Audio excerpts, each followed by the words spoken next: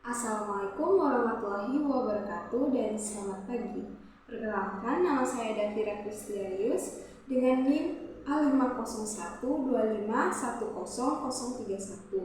Jadi tujuan saya membuat video ini untuk melengkapi tugas dari mata kuliah bimbingan dan konseling belajar. Materi yang saya akan bahas dalam video kali ini yaitu teori humanistik dan teori konstruktivisme.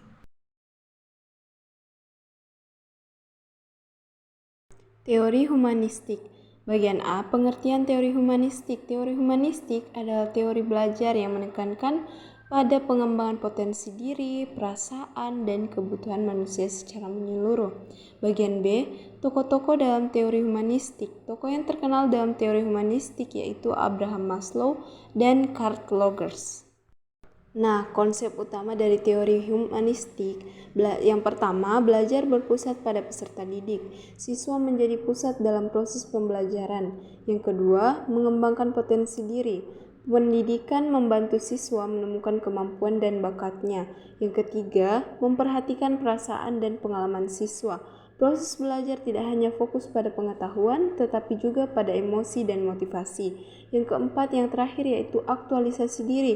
Tujuan utama pendidikan adalah membantu individu mencapai potensi terbaiknya. Berikutnya, kelebihan dan kelemahan teori humanistik. Kelebihan dari teori ini, yang pertama, menghargai setiap individu. Yang kedua, membantu siswa menjadi lebih percaya diri.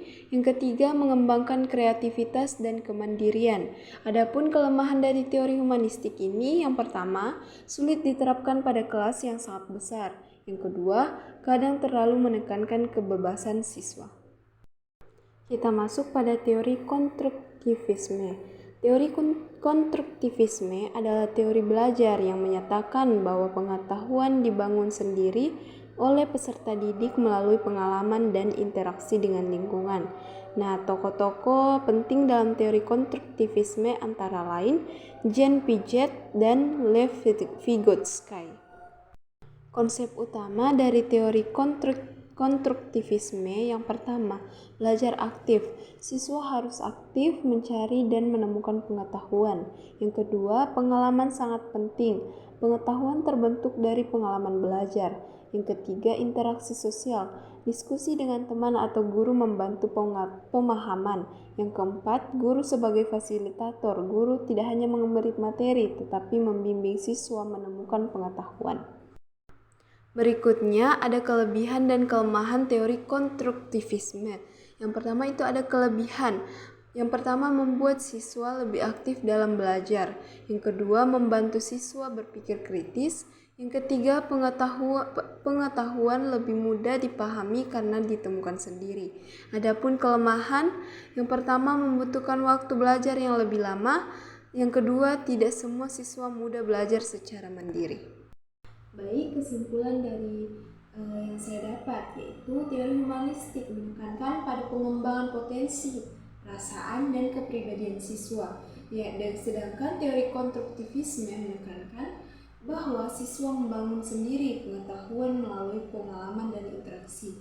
Jadi kedua teori ini sama-sama menekankan peserta didik sebagai pusat pembelajaran, tetapi fokusnya berbeda. Baik, mungkin itu saja penjelasan video dari saya. Semoga dapat membantu untuk memahami apa sih dari isi dari teori humanistik dan teori konstruktivisme. Saya akhiri, wassalamualaikum warahmatullahi wabarakatuh.